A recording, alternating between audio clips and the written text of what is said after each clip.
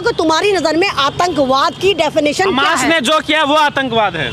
ये आप कहते रहो।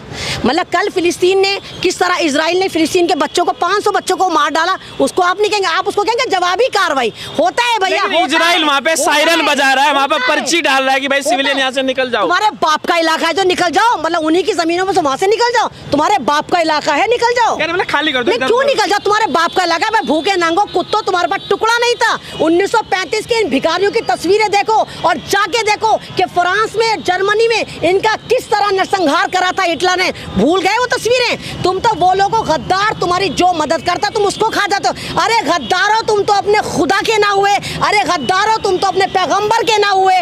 तो जो लोग खुश हो रहे हैं, मंदिरों में पूजा करके घंटे बजा रहे हैं और लगा रहे हैं, तो उनको मैं पहले बताऊं कि ये बद्दीन लोग, यहूदी लोग अल्लाह ताला को मानते हैं लेकिन अल्लाह ताला की तालीम को नहीं मानते। ये जिन मूसा अलैहिस्सलाम को मानते हैं, 124 करोड़ पैगंबर में से हमारे एक पैगंबर है मूसा अलैहिस्सलाम, ये उनकी नाफरमानी करते हैं। और जिस तरह आपने देखा कि अटल बिहारी वाजपेयी लगातार जब भारतीय जनता पार्टी बन रही थी तो लगातार कह रहे थे, ए हिंदुस्तान वासियों हमारी पार्टी में आओ, हम वादा करते। वो किससे कह रहे थे? वो मुसलमानों से कह रहे थे। वो मुसलमानों से कह रहे थे कि अरब देश हमारा मित्र है, मित्र रहेगा, हम फिलिस्तीन के साथ खड़े हैं। आप ये कह रहे हैं भारत का मुसलमान उसी को वोट देगा जो विदेशी मुसलमानों को, बाहर के जो देश है मुस्लिम मुल्क है, अगर उनकी हिमायत करेगा तो भारत का मुसलमान तभी वोट देगा। मुझे लगता है कि आपको लगता है कि भारतीय जनता पार्टी ने तुम जैसे लोगों को कर दिया है कि तुम लोग मेरे ख्याल से जाके इजराइल में आधार कार्ड बनवा रहे हो या वोटर आई कार्ड बनवा रहे हो कि 24 में मेरे ख्याल से तुम अपने विश्व गुरु को इजराइल से जितवाओगे, वहीं पर तुम शायद अपने आधार कार्ड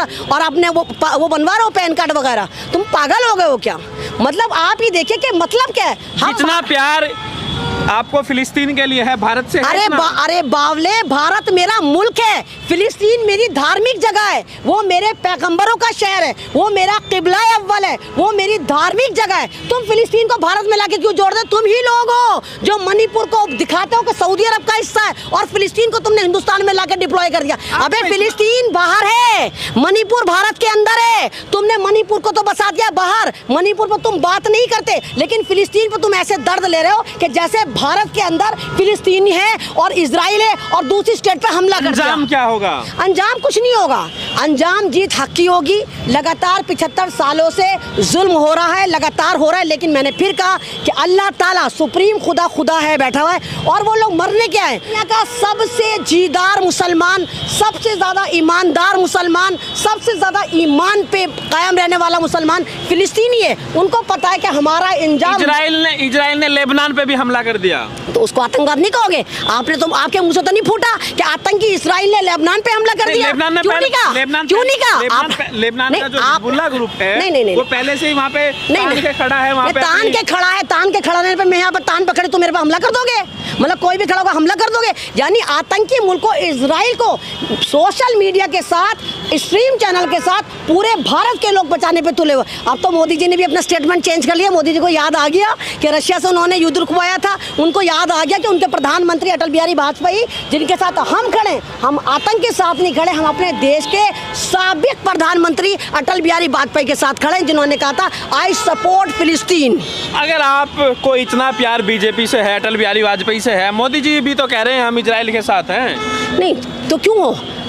गिरगिट हो क्या? हो गद्दार हो, नमक हराम हो कि कल इसका नमक खाएंगे, कल उसका नमक खाएंगे। समय की बात है, समय के हिसाब से डिसीजन लिया जाता है। डिसीजन भैया खुदा तुम्हें समझे, जानवर कुत्ते बिल्ली नहीं हो, डिसीजन दिमाग से लिया जाता है। यानी तुम हमेशा कातिल के साथ खड़े हो, वक्त के हिसाब से होता है ना। मुसलमान मरता है वहाँ तुम खड़े रहते हो। मतलब जहाँ मुसलमान मरता है, मुसलमान आतंकवादी, यहाँ का आतंकवादी, वहाँ का आतंकवादी, और जहाँ मुसलमान मरता है जो दूसरा मुल्क मारता है तुम उसको कहते हैं जवाबी कार्रवाई। आपके लिए देश की नीति से ऊपर पूरी दुनिया है मुसलमान आपके लिए। देखिए देश की नीति में यहाँ कोई मतलब नहीं। मोदी जी आप ही तो, जब कोई भी मुल्क, जब मेरे भारत के किसान बैठे थे, मेरी भारत की वो रेसलर जो गोल्ड मेडल लेकर, आप दुनिया है किसी भी मुसलमान के लिए खड़े हो गए। यार तो पहले बात तो सुनता नहीं, अपने टांग अड़ाता है बीच में सवाल दाग देता, सुनता है नहीं बावला।